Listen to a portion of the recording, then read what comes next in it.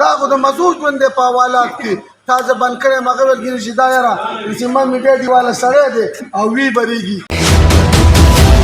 مزدور کسان پارټي ویل د سرې اور دی دې کې چې څوک څومره ډانګې وایي دا به حق عمره تازه کېږي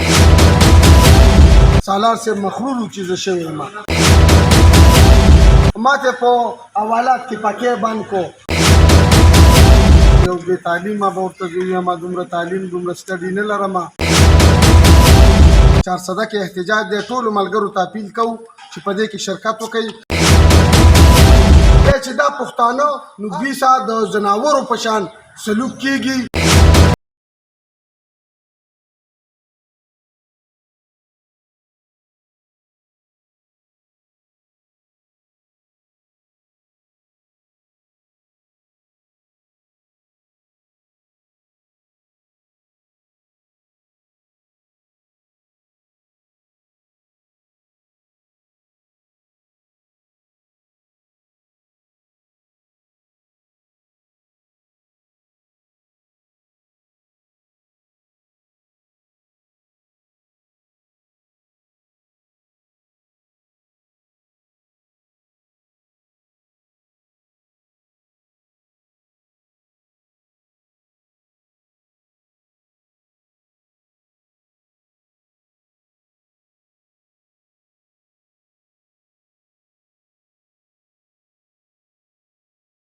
راغلی ما د هغه عظیم شخصیت خواله چې نن سبا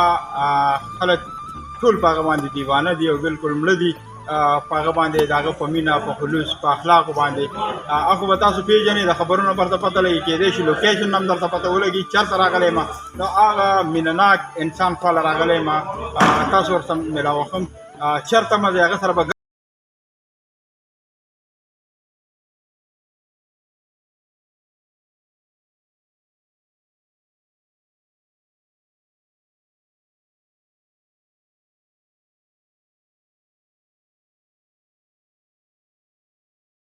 د جیل نه تاسو ته په راتګ باندې هرکلی وایي او خوشامدید وایي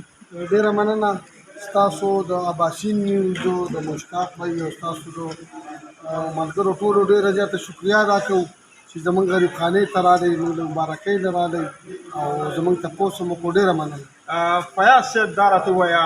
چې څه جادو دې کړی دی لکه پوه نه شوم خلکو باندې یو دغه وشي د پولیسو یو الزام ولګي د پولیس د ګورنمنټ د طرفه چې دغه وشي و یاره دا کرپ دی او دا دی او دا دی پته نه لګي لا اول خو د دې لوکل ایریا خلک در باندې مین و ډېر زیات در باندې مړو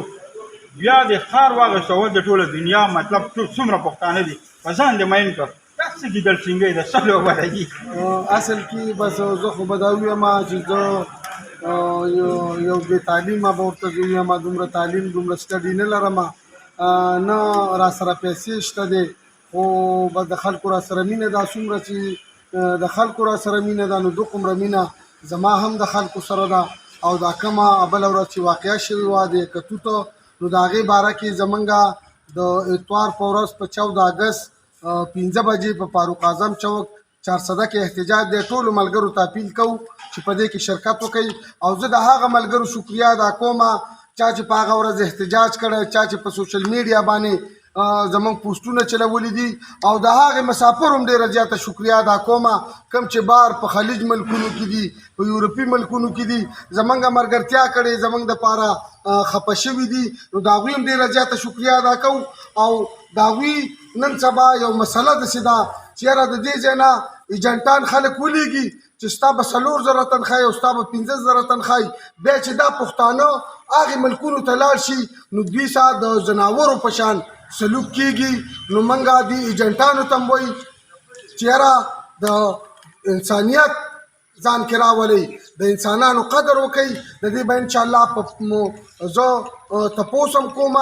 او په دې به انشاءالله د دې خپلو مسلو نه موږ وزګار شو نو دا زموږ په خیال کې دي چې یاره هلته هغوی سره کم زیاتی کېږي په سفارتخانه کې د هغوی کار نه کېږي هلته په سعودي کې دیاړي وکړي بیا هغوی له څوک دیاړي قدر ته نه ورکوي ځکه چې د هغوی د تپوس څوک نشته او انشاءالله دغه شان ټول پښتانه به را یوځای کېږو بې اتفاقي به ختمو او ما به مخکې چې څنګه خبره کوله چې یاره زموږ جنګ د پاټو نه دی زموږ جنګ د طبقې دی هغه که د پاکستان دی که د سعودي دی که د چین دی چې غریب دی او زما د طبقې دی انشاءالله د هغوی به موږ تپوس کوو. سرجي ډېره مننه ښکلې خبرې دې وکړې خو یو تپوس هم بل کو چې کله هم چا پسې داسې څوک ولګي او د هغه د خرابېدو کوشش کوي نو هغوی حوصلې مطلب کته ځي ستاسو حوصلې خو ماشاءالله ورځ د ورځې بلندېږي د دې خبرې سره حاضرېږي. اصل کې چونکې زمونږ پرورش داسې شوی دی چې زه سالار محمد شاه علي نه راواله زه چې ماشوم وم نو زه بره په مومندو کې سالار صاحب مخرور و چې زه شوی یم نو یو قسم له د پیدایش نه زه په دې سیاست کې او جیلونه او ما ته په حوالات کې پکې بند کو ما نه درۍ واغسته ما نه بالغ مال چې دا خو د دې نه موږ بیکاره ژوند تېروو دا خو د مزو ژوند دی په حوالات کې تازه بند کړی یم هغه ویل کېږي چې دا یاره چې ما میډیا دیواله سړی دی او وی بریږي نو انشاءالله زموږ حوصلې به د دې سره نور هم اوچتېږي. ابنګز صاحب به ویل مزدور کسان پارټي ویل د سرې اور دی دې کې چې څوک څومره ډانګې وایي دا به حق عمره تازه کېږي او زموږ حوصلې چې څوک څومره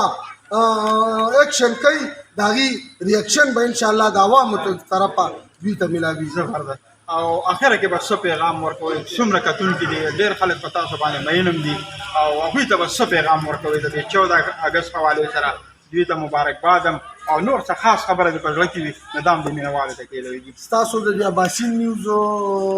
په شیشه باندې زه ټولو وطنوالو ته مسافرو ته او څومره چې دي که په خلیج ملکونو کې دي که په یورپ کې دي موږ سره به خپله جنډه می او د پاکستان جنډه به می ځکه چې دا وطن زموږ مشرانو آباد کړی دی. دغه سرمایهدار او جاګیردار چې کله وطن جوړ شو بیا دوی راله او د انګریزانو چاپلوسو نو دوی پسې ځمکې لاټ کړي نو دا وطن دوی نه دی آزاد کړی او دا وطن دا زمونږ دی او د دې د تپوس دا به غریبه طبقه کوي سبا که په وطن جنګ رالی دا سرمایهدار او جاګیردار دا به انګلینډ ته تښتي او دا غریب به ولاړي چې د خپل وطن او د خپل ملک دفاع به کوي. نو ټولو ته د 14 اګست مبارکي او انشاءالله په 14 اګست باندې دغه به موږ 14 اګست هم مناوو او احتجاج به هم کوو په فاروق اعظم چوک کې د اتوار په ورځ مازدیګر 15 بجې. ډېره مننه. ډېره مننه جی تاسو کېنئ جی تاسو فیاض سالار صاحب خبرې واورېدې ماشاءالله حوصلې ډېرې زیاتې بلندې لري که څومره کوشش هم څوک کوي د دوی د ناکامه کېدو او دوی وایي چې زموږ حوصلې به نورې هم بلندېږي خلک را سره ډېرې زیاتې مینه کوي کم خلک دوی ته خلاف راپاڅي هغوی ته موږ وایو چې ورورولي کوئ خو مطلب دوی ته رکاوټ مه سازوئ چې د دې قوم د دې ولس د دې علاقې د دې خدمت وکړي او په صحیح معنو سره یې وکړي. سالار فیاض علي صاحب حجرې د هغه جونګړې ته راغلي وو ډېر زیات مینه ناک انسان دی ډېره زیاته مینه راکړه او همدې سره ماله او زما کیمرامین محمد اسرار له اجازت